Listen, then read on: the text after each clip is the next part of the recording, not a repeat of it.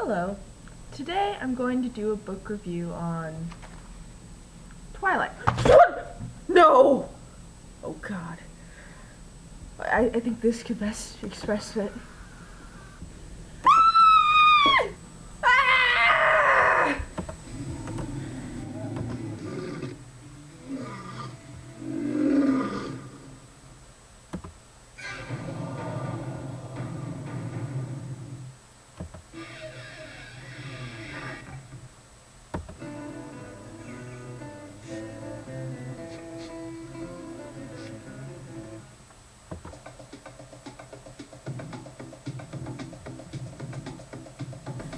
Twilight, a Twilight book review.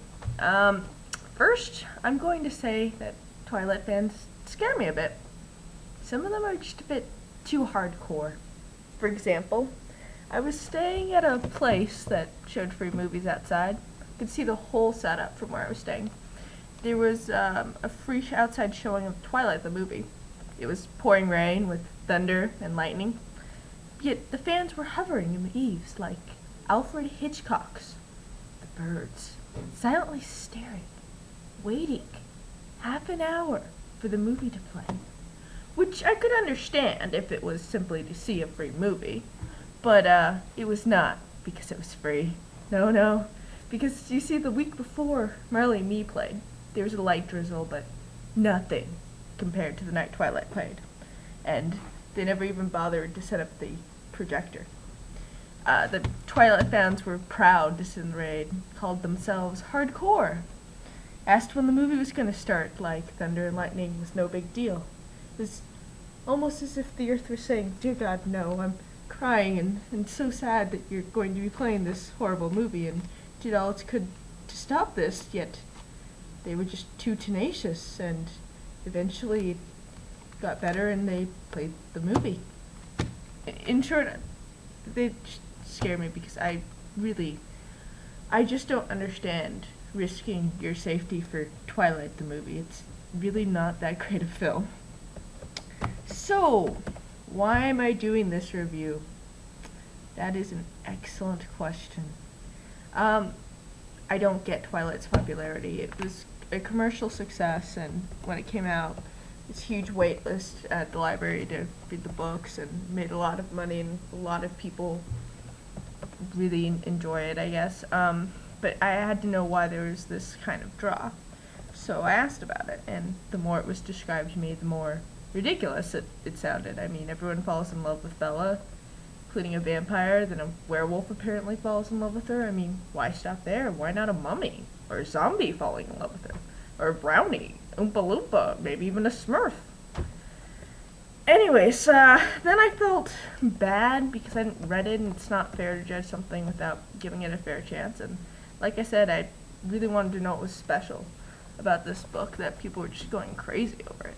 Like, what it was that would drive people to risk their lives in sitting in the rain, or just all this stuff, and just very obsessive about it.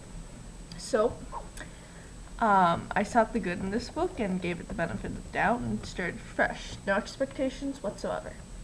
And Twilight missed those expectations, or rather, lack of expectations. The style of the book is like a children's book, and not just any children's book, a little kid's book. Like, think See Spot Runs.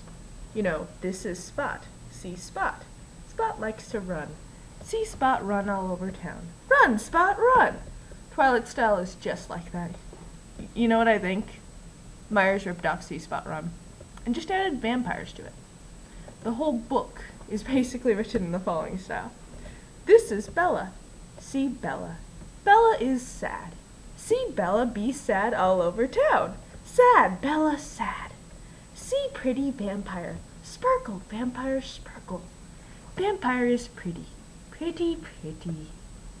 See, the reason, however, children's books are so short is because this style of writing becomes tiring quickly. It's tolerable at the start, but grating when there are 498 pages. I'm exaggerating a bit, but to show what I'm talking about here, here's 3 sentences from the book that I randomly picked out. Wow, Dad, I love it! Thanks! Do you really love it? I'm not sure. Let's keep reading to find out.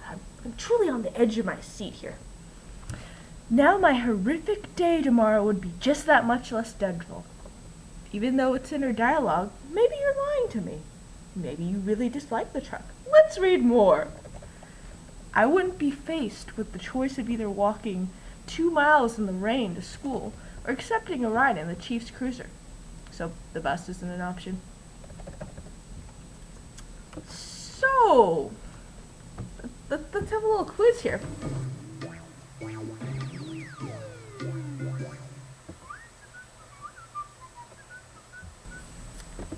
So kids, does Bella, A, love her truck, B, Bella really loves her truck, or C, Bella's brain dead?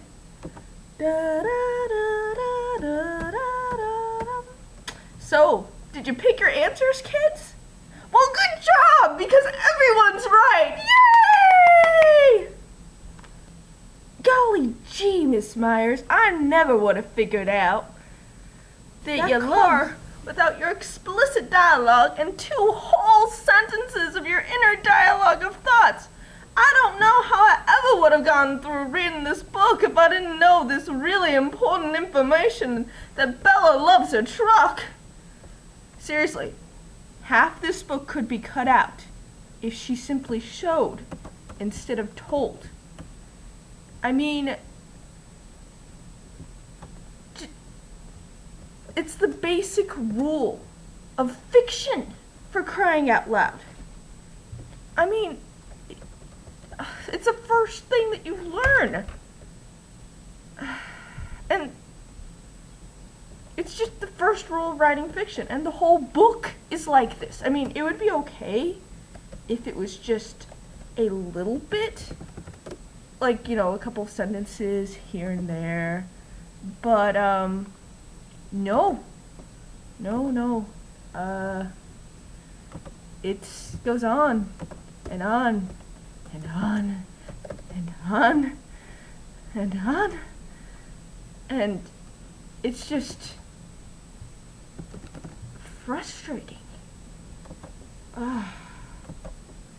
The dialogue really isn't much better. It's cheesy and tells instead of shows. They're great lines like, Charlie wasn't comfortable with expressing his emotions out loud. I inherited that from him.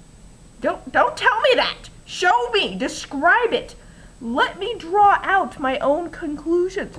Don't tell me what to think! Describe the awkwardness and what it looked like, instead of using lines like, well now, you're welcome, he mumbled, embarrassed by my thanks. What was he embarrassed by? Your thanks? Really? I never would have guessed. I couldn't possibly draw these conclusions on my own if you described the interaction. No. This is like horribly written fan fiction. And it would be fine as a draft. It's hard to write 498 pages of anything, but it's not a good published piece of work. And what's worse is we know absolutely nothing about the characters after reading a page about the truck. Seriously, they go on about this freaking truck, and it plays no important role in the story. I mean, if this was Herbie, I could understand, because in there the car comes to life, but it's a truck. Why did you make me read all that information about a truck? What does it have to do with anything? The result of this style of writing is the main characters are as flat as the minor characters, who don't have as many pages of description. And it's just literally stating their actions and thoughts. I mean, unfortunately, their depth is as deep as a puddle. It would be like me saying, I don't like this book. It irritates me. Wow, I wasted my time reading it. Half this book could be cut out by this unnecessary description. And it would be okay if there was actually a freaking plot! Or something good about the book, like a strong character. But no, the main characters have the depth, as I said before, of the minor characters. The depth of a puddle. I mean, there's nothing there, they're flat. So, The first half of the book is about Bella and these pertinent pieces of information, like how much she loves the truck, and everyone falling in love with her except for Edward, who initially seems repulsed by her, and he disappears and then warms up to her, and their newfound relationship reaches a climax when Bella's nearly crushed by a classmate's van in the school parking lot, and Edward saves Bella when he instantly appears next to her and stops the van with his bare hands, and Bella becomes determined to discover how Edward saved her life and constantly pesters him with questions, and eventually Bella concludes that Edward and his family are vampires who drink animal blood rather than human. And Edward confesses that he initially avoided Bella because the scent of her blood was too desirable to him. Remember that, because we're going to get back to that in a bit. He tells her that he's dangerous, and yet this doesn't deter her. No. So Edward reveals a couple of secrets about himself, and before that they also talk about each of the family members and how they became vampires, including his supposed vampire dad, and how he's this medical professional who who invented this way of living off of animal blood, and he's a doctor and he helps people. So as I said before, Edward reveals several secrets to Bella about himself, and this is a spoiler alert. You don't want the book ruined, even though there really isn't much here. You might want to skip over this part. Secret 1. He explains how they're rich because Alice, his vampire sister, can see into the future. He's forever young since he's a vampire. He's actually a 104-year-old vampire. And they've been moving around different towns and repeating, wait for it, high school. Okay, you're rich. I just gotta stop right here. Okay, you're rich, forever young, and you pick to repeat high school. You don't want to, maybe spend your time curing world hunger, set up an anonymous charity, use your resources and infinite time to make a difference in the world? No, just love in high school completes you. Okay, moving on. Another Edward secret is, wait for it, you'll never guess unless you read the book. He sparkles. I have to admit this is unique. But, it's stupid. There's so many problems with this. I mean, points for originality there, but it just causes so many problems. Problem 1. It contradicts the logic of the book. The vampires hide away from the sun because they sparkle. What? That makes no sense! Before Myers, no one would think a sparkling person is a vampire. There's so many other logical explanations that jump to mind. They're wearing glitter makeup, like body glitter. They made out with someone who was wearing body glitter, or they went to a strip club, or I don't know, they got into a glitter fight. No one would see a sparkling person and say, "Oh no, a vampire! Ah! Get the torches and pitchforks! Gotta chase them out of town!" I mean, no. No! There's so many more logical, plausible explanations that jump to mind before we go there. Problem number 2. If they're so powerful, as the book claims, why are they hiding? I mean, this is one of the problems with making all-powerful characters, of course, but seriously, why are they hiding? I mean, what are they hiding from? They live forever, so guns can't kill them. According to the book, they're almost impervious to everything that we mere humans have. So, what are you hiding from? Are you hiding from crazy fangirls? I mean, seriously, don't look at me. I sparkle. Seriously. That's why you're hiding, is because you sparkle. Okay. Problem number 3. How is sparkling an extra hunting feature?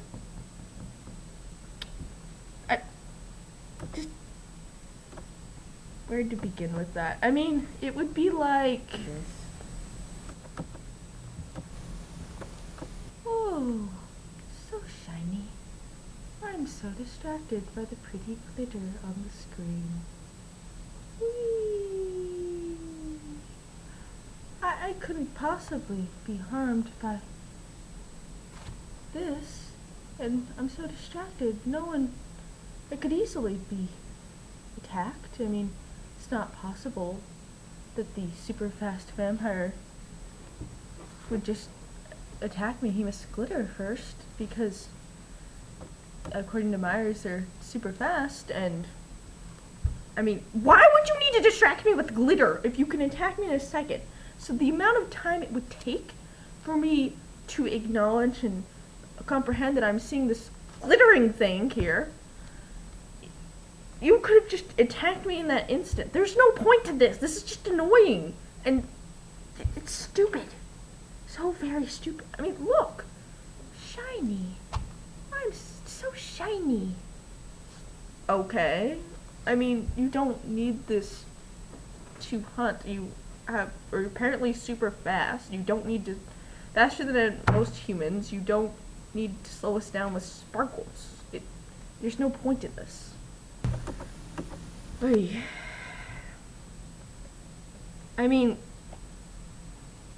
you couldn't possibly move away because they're so distracted by the sparkles that could attack me. I mean, seriously. Once again, super fast vampire really needs to slow down a human with sparkles. Think about that for a second. Once again, ladies and gentlemen, the big secret is a sparkling vampire. Wow.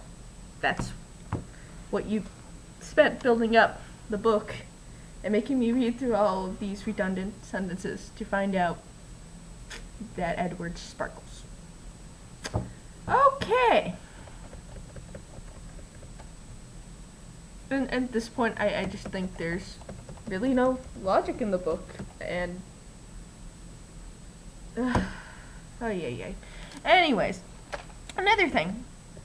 Edward watches Bella sleep without even asking her permission. I don't care how hot you are. That's creepy. And remember, this is no ordinary stalker. This is a vampire, which means he lives forever and wants to suck your blood. That's terrifying, not sexy. I mean, seriously, would you really want this outside your window at night? Or even this? It's not a cute boy, it's just a really creepy, stalker with soulless eyes and... Yeah, no, this, even if it was the most gorgeous person, it's creepy. It is not sexy. It is creepy. And what's Bella's reaction to this? Is it, surprise or maybe curiosity or freaking out? No, what's this?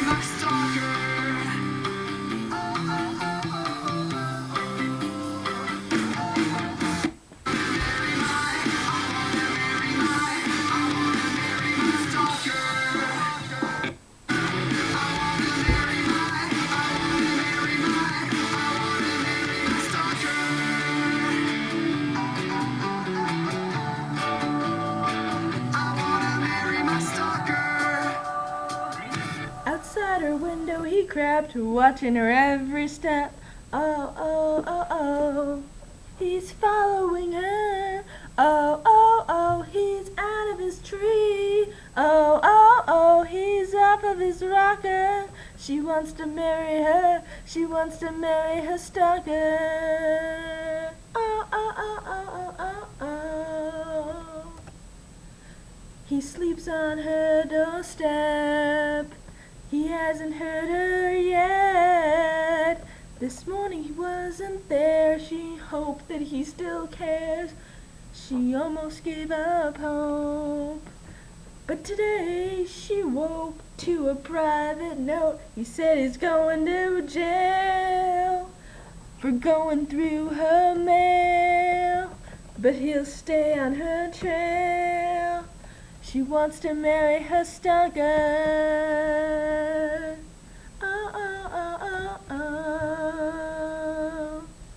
Seriously, Edward has nothing better to do than watch Bella sleep.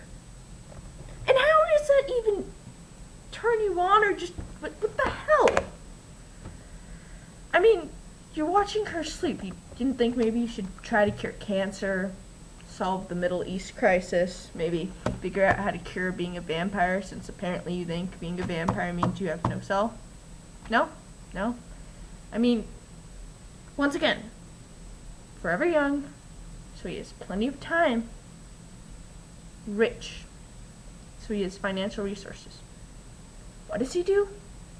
Watches Bella sleep. That's how he spends his nights.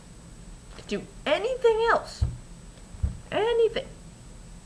Super fast, could run around the world and see the world, and nope. Sleeping does it for him. I don't understand you, book. I'm trying, but I just, why? Why do you do this? You hurt the English language, and you force us to read all this stuff that has nothing to do with anything, and you don't have a freaking plot. No, there's no plot. Instead, they have more such adventures after, because, you know, watching Bella sleep, it gotta have more of those kinds of things, so there are more such adventures, like Edward driving his car ridiculously fast with Bella as a passenger. I mean, he claims that she's perfectly safe because as a vampire he has fast reflexes, but you know what? You're an inconsiderate jerk. I know this is supposed to be exciting and adrenaline pumping scene because you're going fast, but let's assume Edward is fast enough to anticipate any unexpected move and event, and let's forget the fact that despite his fast reflexes, he may be forced into space or situation on the road where he can't avoid a crash because there's no physical space, and as far as we know, vampires can't fly in Myers' world, because I don't care how fast your reflexes are, if there's a mechanical failure in your car, because honestly, people make mistakes, even if vampires supposedly don't, and tired manufacturer could screw up one little part that breaks down while you're driving ridiculously at fast speeds. And thus, while Edward is driving at ridiculous fast speeds, he would cause a major accident because maybe a tiny piece makes it so that the brakes don't work or something, but no. You see, he's inconsiderate because he won't die and he won't suffer the consequences of this act if such a thing were to occur, and instead he endangers other innocent people and even endangers the person he supposedly cares about and supposedly even loves, Bella. And yeah, this just shows me you're a jerk, because honestly, you have all the time in the world. Why are you in a rush? You should be taking it slow and actually enjoying the journey. They're not rushing to a place. I mean, where do you have to go that's so important that you need to get there really fast? What? You're going to be late for your 10th biology quiz? Not cool, dude. Not cool. Further, you know Bella distracts you, according to Myers, she said many times. Yet, you don't account for this at all in your speed whatsoever. I'm thinking, you know, maybe you won't be as fast because you're slightly distracted. So, anyways, over time, Edward and Bella fall in love, despite this ridiculous stuff. And finally, because the first half of the plot is done, which is finding out what Edward is, and Bella and Edward falling in love, and their crazy hijinks, the adventures of what I said, going fast, and him watching her while she slept, because that's apparently counts for plot in Myers' world. Myers realized that she has no more plot anymore. So, what does she have her characters do? I'm not even making this part up. She has them play baseball in the middle of the book. Not joking. Bella watches the vampires play baseball, because that's what vampires do. They play baseball in the woods in the middle of the day. Yeah. Only in Myers' world. So eventually the rest of the plot decides to show up in the form of 3 vampires. And you know they're bad vampires because their eyes are red. Yes, their eyes are red. because we could never tell who the bad vampires are unless we gave the bad ones the evil color of red, because that's the level we're at in this book. And of course their eyes are red because they drink human blood, and they're bad. We can't forget that, they're bad. So anyways, the book builds up this one tracking vampire as the villain, and they say how smart he is, and he's really committed to the hunt because out on the baseball field he finds out that Bella's human and that Edward wants her, so of course he decides to track her. And they really build up this tracking vampire. I mean, they say he's smart, he's really committed to the hunt, he's unshakable and clever and cunning, and tracking is his passion, his obsession. And so you think, this is it. Maybe there's just this really cool villain, and that's maybe what was the draw. There's gonna be some cool tricks and back and forth, and maybe an epic chase scene and a great cat and mouse kind of game. But no. The smart tracker's evil plot to get Bella, you know, the one that they kept building up and saying he's an expert at this, and you'd think so since he's been around for a very long time, but no, it's one that would make Macaulay Culkin from Home Alone proud. It's a stunt that a 10-year-old boy could do. The tracking vampire phones Bella to say that he has taken her mother hostage in a nearby ballet studio, and uses a recording from a home video to prove to Bella that he has her mother. Seriously, Home Alone stunt. That's what we were waiting for. That's the big build-up, the big payoff to you going on and on and on about how cunning this villain is. And what the heck? That is not brilliant. It's a 10-year-old could come up with this stuff. What the heck? And what was sad was I saw it a mile coming, but I was like, no, she wouldn't go there. That's just too lame. But no, they go there. Why? I mean, I'm trying to understand you, book. I really, really am. But you just make it so hard. Actually, you know what? Oh, I see it. I know what he was doing. You know what? The villain actually realized that he could get... It's actually quite clever now that I see it. You see, he knows he can get Bella to capture herself and escape her protectors by doing absolutely nothing. He says he'll do stuff, but he never does. Because he figures, why should I put forth any more effort than Myers put into this whole plot? He figures, if Bella's so dumb to fall for a trap that takes little effort, why should I exert myself coming up with something intelligent when a no-effort Home Alone trap will do the trick just fine? So, kids, is he right? Is our heroine, who's supposedly smart according to what the author tells us, rather than shows us, see past his plan? No, she's really that dumb. Bella goes there, unaware that her mother is actually safe in Florida. And there's a lot of problems with this. I was really looking forward to her maybe seeing past that trick and there actually being something more to this, but no. Nope, she goes there and... wow. Okay, problem one. I really feel nothing for this character. I hate to say it, but it's almost like someone that dumb deserves what's coming because she is a vampire there that can see into the future. You would think if the tracker vampire actually captured Bella's mother, then the vampire that could see into the future would warn her.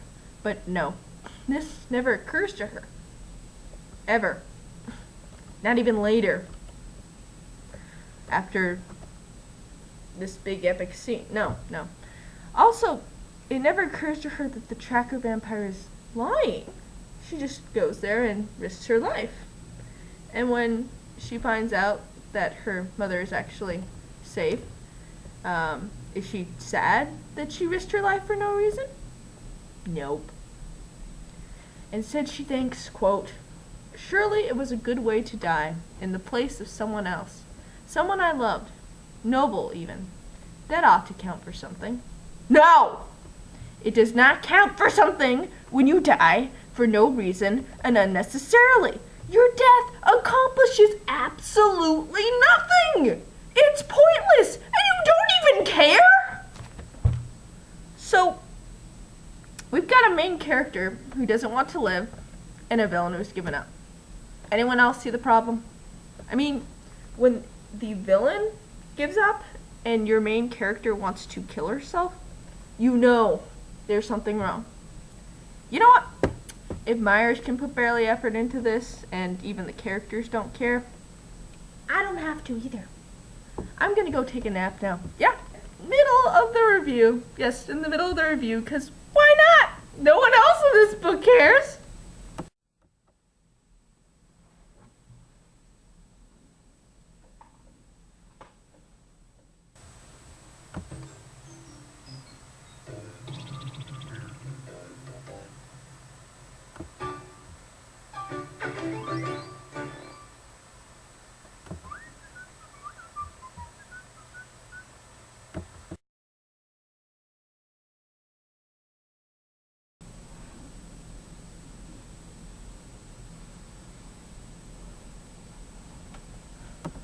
Oh, I hope I didn't turn on any vampires out there with my power nap.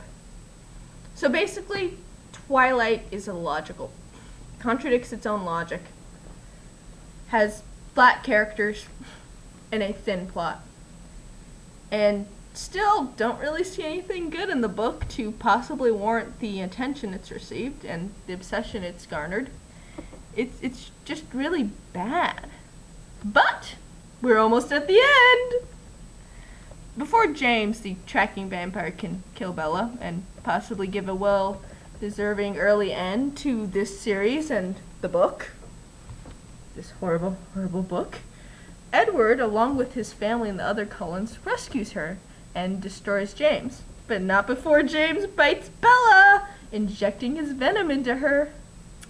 Anyways, so Edward's dad is a vampire doctor. You would think he would be the one to get the venom out of Bella, since he has the most experience with vampires and is a trained medical professional with vast years of experience, decades even. Many, many, many decades of experience. In fact, the book explicitly says that it took Edward's dad 2 centuries of torturous effort to perfect his self-control. Now he's all but immune to the scent of human blood. But no! This is Twilight! The land of illogical things! Logic? What's that? This is Twilight! We don't need no stinking logic!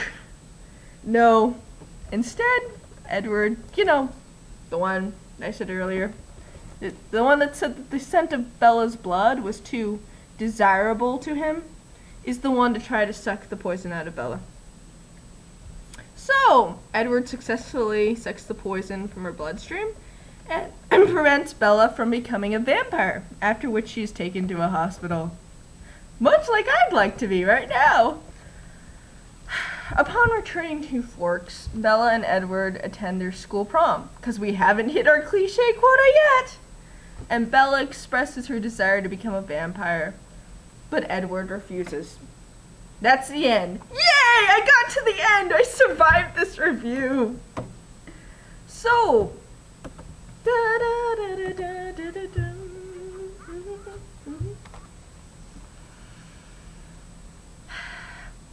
this is truly what this does to me. Okay, so, did I find any pros to this book? Did I actually succeed in my mission? Well, these are the pros that I found. The scene at the beginning with the mom was cute, I guess. It was a commercial success and helped the economy of Forks, Washington, so that's good. It has a cool title, Twilight, that describes the book well. It's the twilight of Bella's life, I guess, the period between day and darkness that represents the period Bella's going through. It also accurately represents my soul, falling to the edge of despair before I curl up into the fetal position because of this horrid description in this book and the non-existent plot. And I'm just gonna stop this rant right here because clearly this book was not meant for me. I just honestly don't get the appeal. I'm not even sure what or who or what the point of all this was, but that is Twilight. It's completely illogical and it's ridiculous. And arguably, another good thing about this book is it got a lot of people to read, and it inspired many people to read who otherwise would not. But is this really a good thing? I mean, was there really any benefit in inspiring reading this book when it's this bad? It's like dipping broccoli in chocolate and then deep frying it and then rolling it in butter. It's so bad. The good stuff, the broccoli, has no nutrition left in it, so you might as well have not wasted the effort it would take to eat this stuff. And instead eat something not as good as broccoli and actually enjoy it, like a brownie or chocolate cake or even carrot cake or whatever. The time you spend reading this book is time better spent recycling, even watching TV. Anything would be better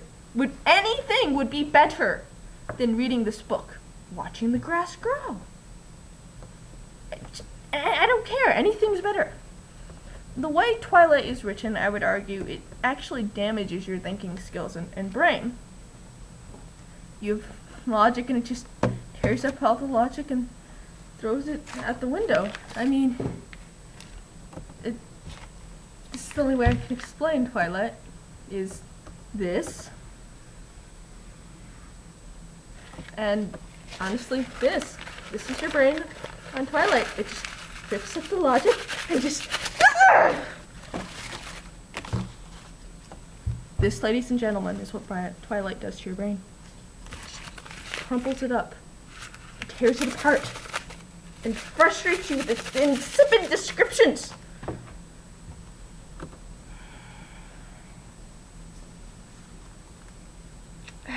Okay. So finally, the only other benefit from me reading this is maybe some of you guys enjoyed this review.